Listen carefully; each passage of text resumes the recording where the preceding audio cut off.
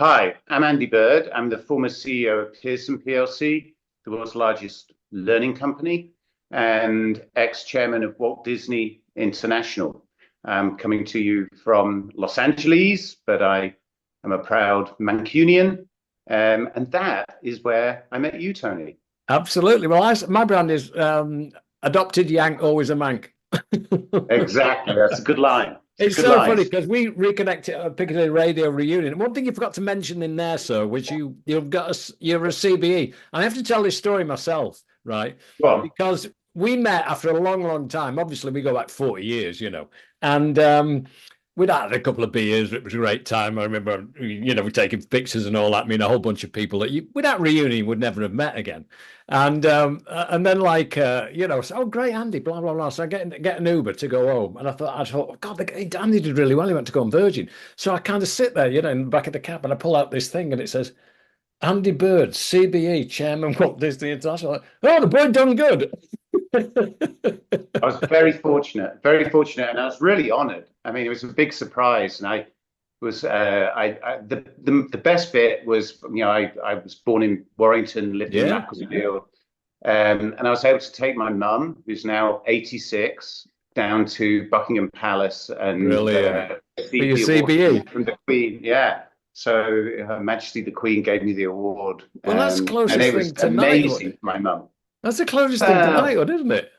yeah, I've read apparently. about it. By the way, I got a PB, a Pluggers of the British Empire. Oh yeah, yeah. That's probably that. You can probably do more. You can blag your way into more places than I can with my CPE. That's for sure. Absolutely. So just go back, Andy, into like how you got in the business, for want of a better word. So as I say, I grew up, went to school in Macclesfield, in just in the suburbs outside of Manchester, and I had a job working in Sainsbury's, in the warehouse. And in the warehouse, we used to have the radio on, and of course, we had Piccadilly on because Yeah. Piccadilly was the radio station, not just in Manchester, pretty much nationally. It was by far the best radio station in the country at the time. And there was a DJ called Phil Wood who was on in the afternoon, Yep. and noon, his glamorous assistant Eve would bring in a cup of tea, and I just thought it was fantastic how radio was able to paint pictures with words. Yeah. Uh, it's as much about that, the curiosity and the fascination with being able to paint mental images through really, really great wordcraft that captured my imagination, as well as sort of playing great music. And I typed a letter to Tony Ingham, the station manager at the time, who you know well. So what year are we talking, Andy? Oh, Must be 84. early 80s, Yeah. early 80s. Yeah, maybe a bit earlier, maybe 82, something Right. like that.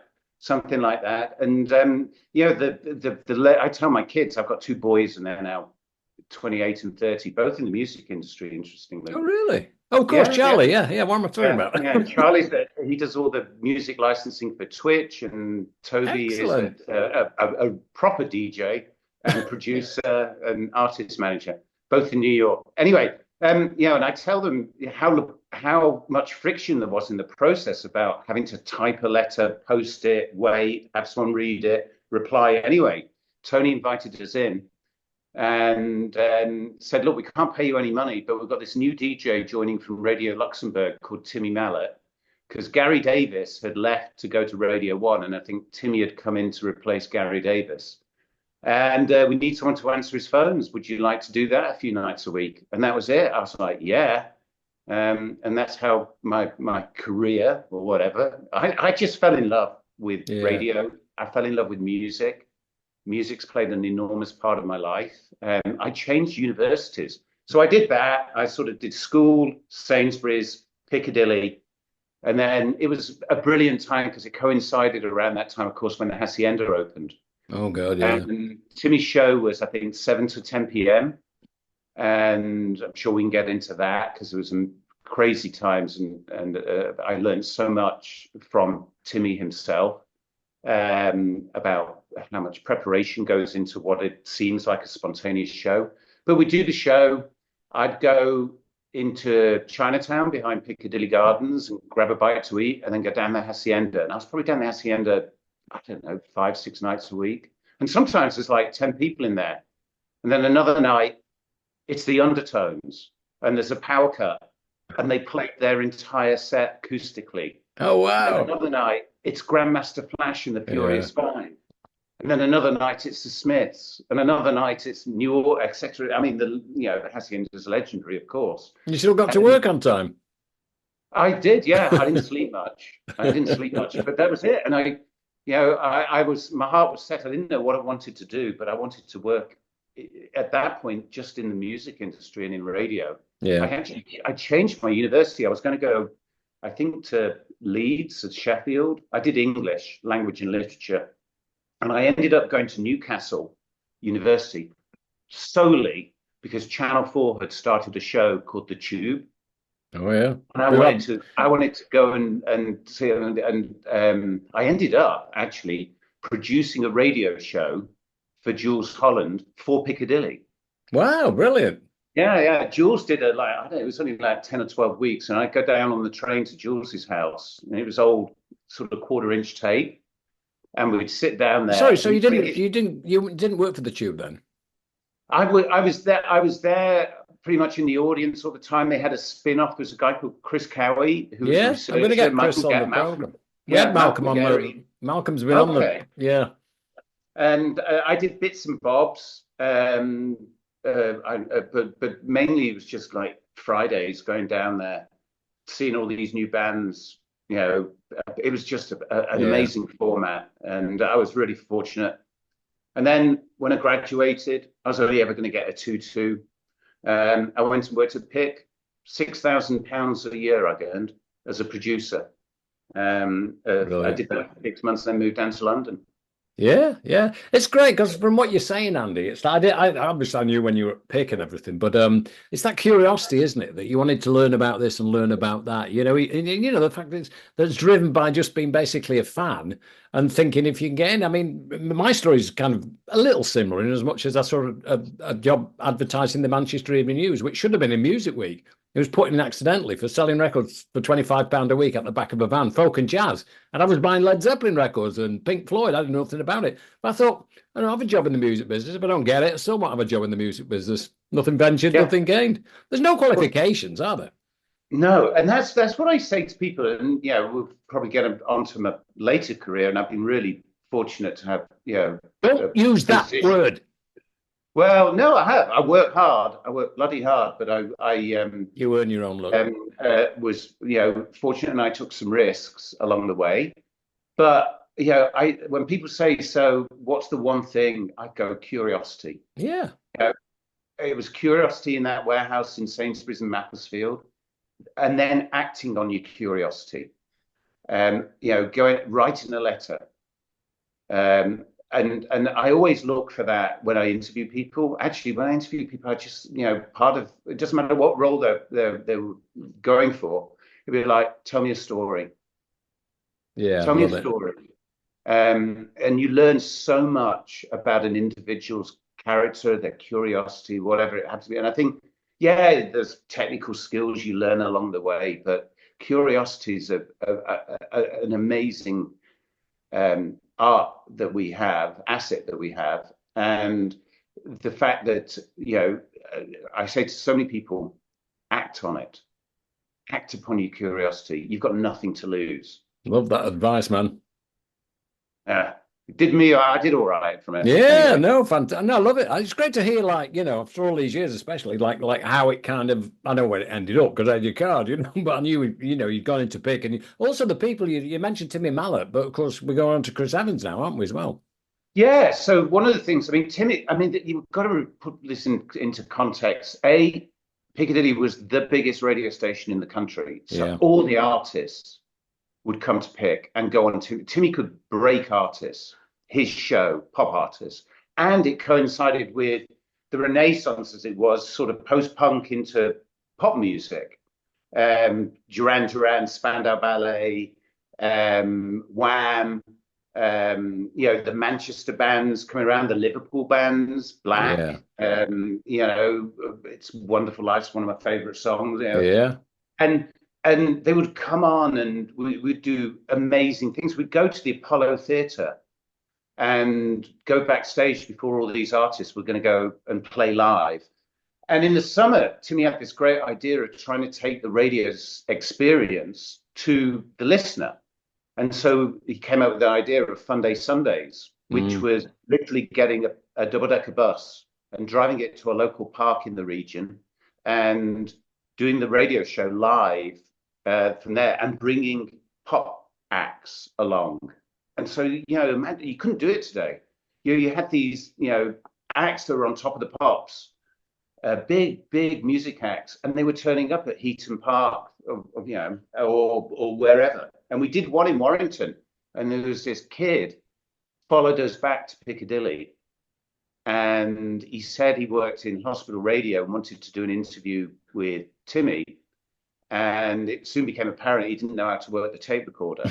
But anyway, that was Chris, Yeah. who also comes from Warrington. And so actually, when I went to Newcastle, Chris took over answering the phones, and obviously his career is a testament to he's a much better in front of the mic or behind Curiosity. the mic. Yeah, curiosity again.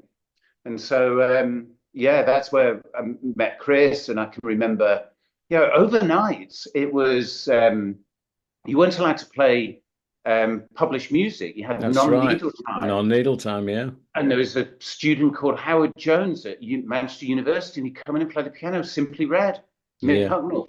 They'd come in and play tunes. Yeah. There's so much that was going on with this scene, and you put all these pieces of the jigsaw together. You've got a great platform like Piccadilly.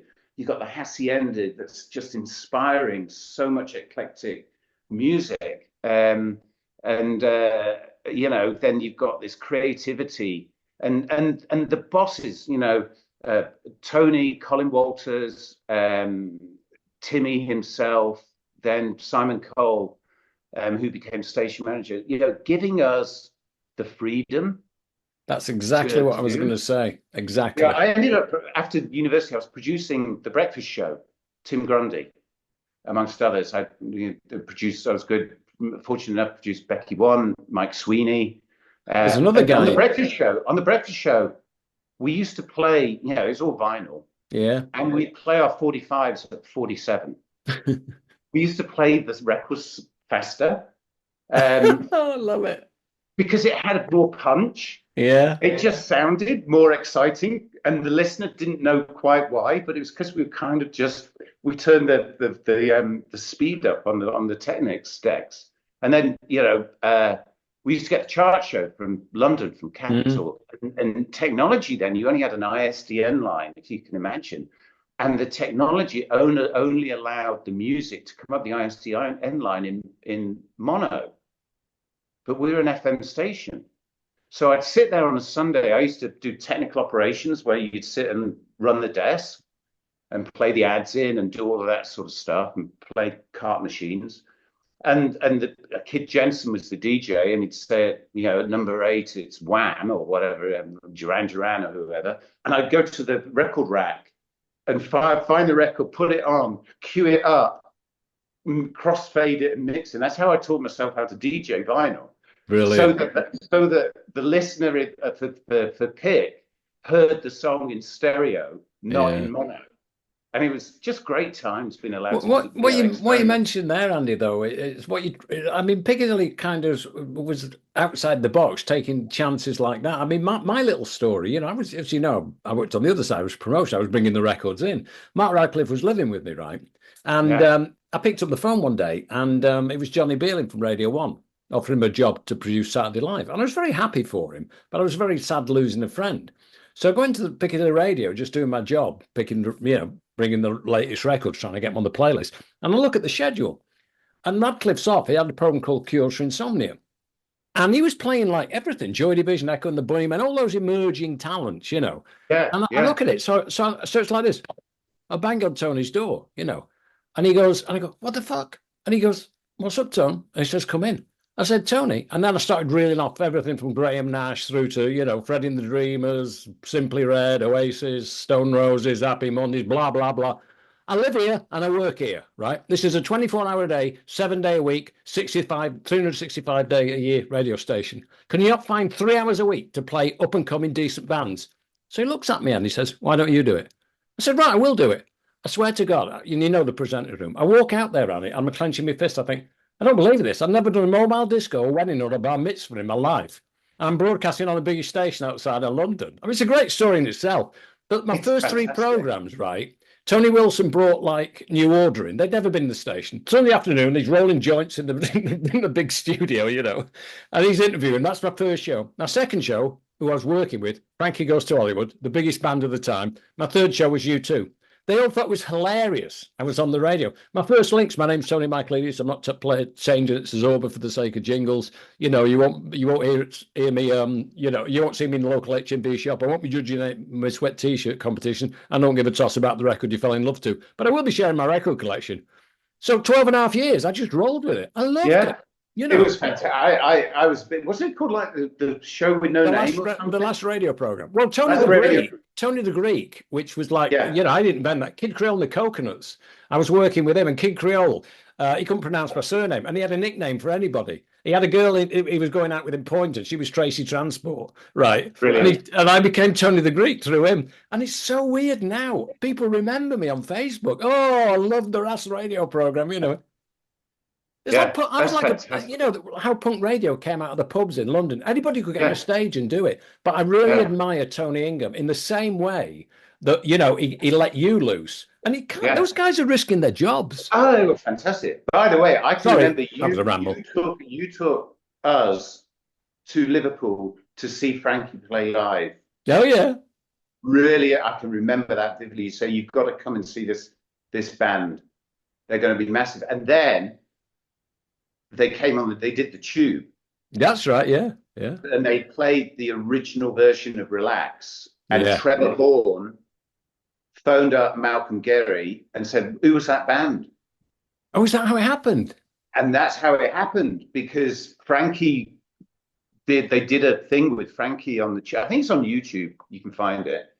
And that's how they ended up with Paul Morley as ZTT, wasn't it? Yeah, ZTT. And Jill Sinclair, who passed away, she was Trevor Horn's partner, but Paul Morley was the other one, Yeah. And the interesting thing is I don't know why the hell I know this, but I think Trevor Horn said, and I may be wrong, but I think I'm right, was that Relax was the only single that Frankie didn't actually play on. Oh, wow. I love it. All the others, because they were pretty decent. They weren't the world's greatest musicians, but they were all right. And I remember seeing they were much rawer in those early days. Oh God, yeah. Well, the thing is funny because I had Nasher on the program, and it was one of these things. I mean, obviously we've seen each other since, but it was a while since we'd seen each other since the Piccadilly reunion, And he comes on here and said, "Fucking hell, so how are you doing, mate?" And it's kind of like reconnect. And he reads eulogies at funeral parlors now, and he loves his job. He's been doing it for ages. And I was talking to him about Frankie, because they were a phenomenon in the 80s, in 84. And that was Ireland's most successful year. The Unforgettable Fire, U2, Frankie Goes to Hollywood, and Bob Marley, Legend. And he said to me, Tony, he said, I love my job. I love what I do. It was just something that I was a pop star for 3 years, And the way he talked about it so humbly, not like, I was rock and roll, man. I was getting laid, None of this. And, the authenticity of all these people and stuff is amazing. And you see, the thing is, I said this to you. I know you didn't want to do this just because you didn't get any stories. Well, you might be back for another one when you're down the line, But what I'm saying is, the premise of Moments That Rock is, if I love the stories, why wouldn't other people? So I'm sitting here hearing things about Andy Bird that I don't know, So, sorry, go on, sir. No. I was going to say, Frankie, I remember they would come into Timmy's show, and how nice Holly Johnson was, how down to earth and nice, and you see, they'd literally been on top of the Pops was the biggest show on BBC One. For those in the UK, for not in the UK context, and they're these superstars, and there's all these pop magazines and everything like that, and they would come to pick. They come all the way up from most of them from London. Frankie obviously from Liverpool, closer, and they were so nice. There's no airs and graces about them, and they were really, really genuine. And I can remember Holly amongst many others. That's George Michael. What a nice guy. Yeah, lovely guy. Really, really down to earth. And he's like I mean, just so enormous. Will you do this? Yeah, I'll do this. Yeah. Well, And I love that as well, interviewing people like, my obviously I've got a few years on you, but it's like, I had Leonard Cohen in, and it's like I'm sitting yeah, there with him. Actually, my greatest faux pas on Piccadilly Radio, I was full on in my PR company, but Leonard Cohen came in, the long walkway in he came in with his long grey overcoat and his hat and a guitar. No roadie, no tour manager, no manager. And we go in the studio, and obviously my mum was Greek, so we start talking about, he lived on the island of Hydra. That's where he met yes, Marianne and all that. So I brought him into the studio, and my first question, Andy, was, when all you hear about Leonard Cohen, Leonard, is like people slitting their wrists and stuff. I said, for me, certainly in where I lived, Manchester and student land altogether, people had the songs of Leonard Cohen before they had a chair to sit on. It was part of yeah, growing up, and he was and I'll get a load of this right. So I'm interviewing him on a Tuesday afternoon at 2 o'clock, and it finishes. I turn them out. Thank you so much, Leonard, for coming in, blah, blah. Great, Tony, I really enjoyed it, blah, blah. Picks up his guitar. I said, "Would you like to play something for me, Tony? Would you like to play something?" I said, "Oh, I'm sorry, Len. I got to get back to the office." yeah, To get back to the office, I did let Leonard yeah. Cohen play songs. And sadly, he's passed. But one of those beautiful men. I can imagine every woman falling in love with him. Yeah. Charm like I've never seen. The amount of you make a really good point. The amount of live music, Yeah. artists come in and they just literally pick up a guitar or go into the back studio and play. Because Had the Stone Roses in. Stone Roses played live. Amazing. Yeah. And I don't know if you know, you probably do, but for the listeners and folks watching this, the Piccadilly Radio archive is going to be digitized and stored in the Manchester Library.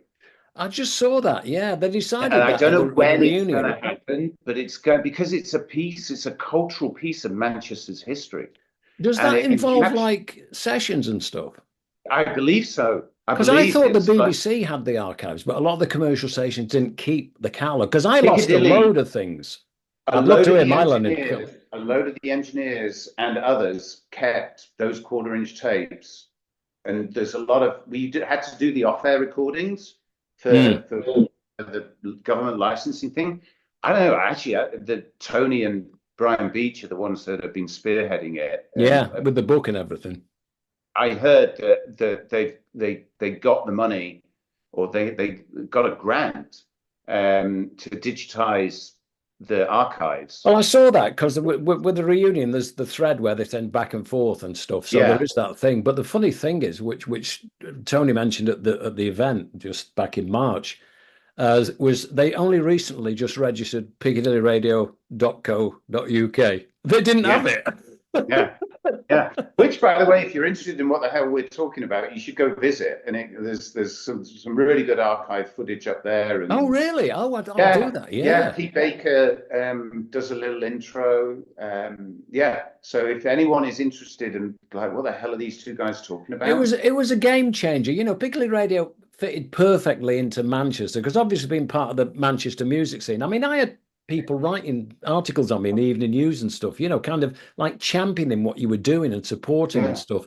And when you think of it, it's like, bands like Simply Red ran their management company from there. New Order did. You want to meet Simply Red's manager, get off the train and come to London. We're not going down there. And it's like Tony Wilson's, I have the bag here somewhere. It says, we're from Manchester. We do things differently here. And it's so true to this day. I mean, I know we both like expats and everything. That would never happen today. No. And even, mentioned Macclesfield, a couple of members of Joy Division. That's right. Came from Mac. And that then, leads into, creating a local culture in Mac and in Stockport and in Wythenshawe and in all of these suburbs around Manchester. And you talked about the Hacienda, it was based on Studio 54. Any city in England could have opened a trendy nightclub, but it was them that did it. I remember the Tube, going back to the Tube, sorry to interrupt, but going back to the Tube, they did a night from there. Bernard Manning hosted. I was there, yeah. Would you remember that woman that was there? Madonna. Yeah, because I brought a load of people in, and Mike Pickering came to me and said, we want to bring this girl. I said, listen, it's about Manchester, we can't do this, And, he's hustling. I said, go, all right then, And it was Madonna doing Holiday, and she was like chewing gum, like on the floor. And we wouldn't let her on the stage because we had like the Factory All Stars on a certain ratio, and Yeah. they had this band and everything. Yeah, she sung and danced on the dance floor. That's right, because there was no room on the stage. We couldn't move the equipment. Yeah, And the yeah, other thing is that I worked with New Order for 10 years, and Rob Gretton, the tube wanted to come down the night before and bring the stuff in. And Rob Gretton, who was managing them, said wouldn't allow it. He said, we have to come. He said, you don't have to do anything. He said, we've got a local band night tonight. You have to wait. There were like 9 people at a local band night on the Hacienda on the Thursday, and they wouldn't let him in because they stuck to their guns. And it wasn't like arrogant. It was just like, no, this is the way we do things here differently. And I love that. I mean, Manchester was so far ahead in the years. It's really hard to get over. I mean, 24-hour party people obviously captures a lot of the time, but and there's other documentaries on the Hacienda. The BBC did a documentary on the Hacienda. It's very hard to convey. I remember there's one of the DJs, wasn't mine. They brought Chicago House over. Yeah. No one in the UK had ever heard Chicago House. Yeah. And they had a night of it. And it's like, so you're literally getting such a musical education. It was, that's the word, education, yeah. And you just had to live there to get it. You weren't even looking for it. You weren't force-fed it, but, and even when the International opened, if you wanted to go there and see some bands, and then if you wanted to go and, dance your night away at the Hacienda, you had the options of different things. And then you still had the things going on at the university and stuff. Yeah. The Manchester University was so important as a venue. Yeah. You mentioned going down there to see U2, I think, playing. Yeah. But it was, there were special times, and I hold those kind of very fondly. It's funny because as we speak now, I have some people wanting to do a documentary on Moments That Rock, and I'm going to Manchester next week, and I'm walking round, and I'm going to go to the Free Trade Hall and talk about my first gig there in 1968, Jethro Tull. And then you go to places where then like the Magic Village, and then I'm going to go to Piccadilly. And we were able to put a caption of all the DJs on and said, and I'll tell them the story I just mentioned then. But it's you don't have to write a script. It's just you stand outside a place. I don't know if you know this, but I'll be standing outside the Free Trade Hall. And then 2 things. The Free Trade Hall, Bob Dylan was this Greenwich Village folk singer in America, right, New York. And he came over and he played the Free Trade Hall. And all of a sudden, the Bob Dylan fans are there. And he comes out with this bunch of blokes called the band. And that was where that guy shouted, Judas, at the Free Trade Hall. And then I go next door and I'll say, well, there's a very famous event here, the Sex Pistols at Lesser Free Trade Hall. I tell the story. I said, I'm proud to say I was not one of the people that were at that gig. Tony Wilson used to say the amount of people that claimed to have been that you could have filled G-Mex. Yeah. But that was amazing. The Buzzcocks went to see them. And that was because I managed Peter Hook and worked for him, worked with New Order. That after that night, him and Barney went to Reno Records and bought a bass guitar and a guitar and formed Joy Division off the back of that gig. Wow. How did that happen? I mean, you could write a book on it. I mean, the history of, like, you use the word culture and stuff. Sorry, I'm talking too much here. Keep going. No. And the other bit, I mean, for people to experience it, it's just listen to the music. Yeah. And whatever, how many 40 odd years later, 40 plus years later, and it still stands up. Oh, yeah. Ever Fallen in Love. It's one of the most brilliant songs. Yeah. It was phenomenal. I remember a Greenpeace gig at G-Mex, what it was then, the old Central Station or something. And U2 were on, and it was kind of, a charity type thing. And I was stood on the mixing desk with Chrissie Hynde, Peter Gabriel, and Lou Reed. Yeah. They were at the gig. Manchester. Yeah, in Manchester. And it's funny because you just triggered off those things. So like I've kind of, I'm not usually on my own podcast this much. So. Oh, it's good. But we've got like 10 minutes left, Andy. So, it would be great at a later date at your convenience. I know you're going out on your own world tour. So, as and when we can come back. But there are, going back to your Virgin years and stuff, just so before we kind of run out of time, so to speak. Are there kind of some things there that you want to share at the moment? Well, I left Pitt to move to London to earn £11,000 a year, and then I realised that how expensive London was. To work for Virgin Broadcasting, I spent 4 years there, and it was the it was the start of we created a sort of a forerunner to MTV. It's Yeah. called Music Box. It was a Yeah. pan-European satellite music channel, and I worked there. And So it you was know when Les music, Harvey, Les Garland? yeah, Yeah. yeah, I'm speaking yeah. to Les later. Oh, brilliant. Yeah. The it was when record companies and bands were spending big money on music videos. Yeah. And I did that, and then I used to just hang out at the Limelight Club in London, upstairs, and there'd be Boy George and George Michael, Lemmy from Lemmy, Motorhead, yeah. most nights. And so the club scene in London then was fascinating. And you had, it was probably the height of pop, and then accelerated with MTV coming along. And it kind of led me into understand. I became more of a sort of, I moved into the world of TV, Yeah. more producing and directing. And I ended up actually doing some filming with Timmy, who moved to TVAM for Wackaday. And when I was at TVAM, ended up at Rock in Rio 2 in Rio de Janeiro, Right. which was 8 gigs over 14 nights at the old Maracanã Stadium, 250,000 people. Was that a Virgin event then? No. Rock in Rio I think it was underwritten by Pepsi or something like Oh, that. right. But every night they would have different theme nights. And so one night would be In Excess, followed by Billy Idol, followed by Prince. Oh, God. And then another night, it was the time of Appetite for Destruction, and Guns N' Roses were there. And I remember being inside the Maracanã when it was empty, because Slash comes from Stoke-on-Trent, local lad. Yeah, Slash. I didn't know that. He was born in Stoke-on-Trent, lived in LA. But he went to LA, I think, when he was 7 or something like that. And I'm playing football with him in the Maracanã. And then he goes up and sound checks, and he starts playing the opening bars of like Sweet Child of Mine. And it bounded around this cavernous stadium. And it goes quiet. And then there's a pause. And this almighty roar from the crowd who've gathered outside. I got in an elevator. I was at the Copacabana Palace Hotel. Got in the elevator, and there's Prince. Oh my God! I was like, what do I think? Yeah, what do you say to you? I stood. Yeah. One of the greatest nights twice. He played 2 nights. No set list. Nothing. And he was just. I stood at the side of the stage in front of all guitar these people, player as and well. he's just. But yeah, those musicians. Yeah. He'd just bark out, next song, whatever, and they were as tight as hell. Yeah. Yeah, I look, even as I'm talking now, and I look back at Andrew Wham played one of the nights. There was D-Light, New Kids on the Block, and Wham.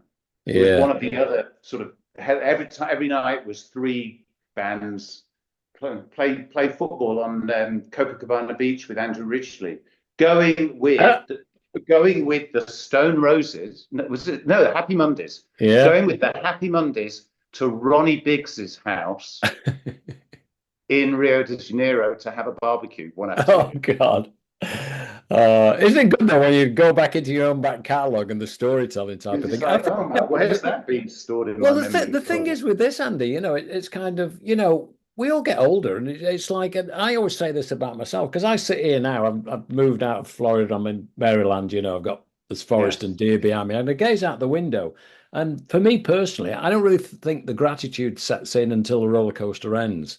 And you look back and you think that was quite a ride. And that's my story behind doing this. I thought I met some amazing people along the way. Who am I to take those stories to the grave? So I'm sitting here and I'm entertaining myself, but I'm also letting other people having my access all areas pass to you, which is, nerdy as it sounds. I'm not ashamed to admit that, I'm not going to sit there and just think, oh, that was back in the day, and this and that. And one of the common themes through pretty much every artist from all the genres we've talked about is they're all brilliant storytellers. Yeah, exactly. I'm too old, but no, you're not. I appreciate Taylor Swift. Yeah, I do. The stories she tells lyrically, and she's a happy woman, and she to her audience, she brings happiness and stuff. But Yeah. Andy, I don't want to run out of tape without saying bye-bye. I want to thank you so much for doing this. I know you were a bit apprehensive to start with, but it didn't take much convincing. It was kind of like, well, let's go back in time. And I hope you enjoyed it as much as I Yes, did. I have. I Because have. I'd love to continue the Andy Bird story until, like, because you were still working in entertainment, and Walt Disney was Yeah. based on stories, so there's kind of like, Yeah. a lot to share with that. Yeah. But I wish you well on your ventures into where are you going? I'm going over my career. I've traveled the Atlantic so many times, fast on a Yeah, plane, mainly yeah, asleep, mainly comatose. I'm going to take the Queen Mary 2, and I'm going to go from Southampton to New York love slowly. it, love it, brilliant. Well, thanks a million, Andy, and we'll speak soon, Worse. sir. All right. Take God care. bless. Cheers, Cheers. Tony. Bye bye, mate. Bye.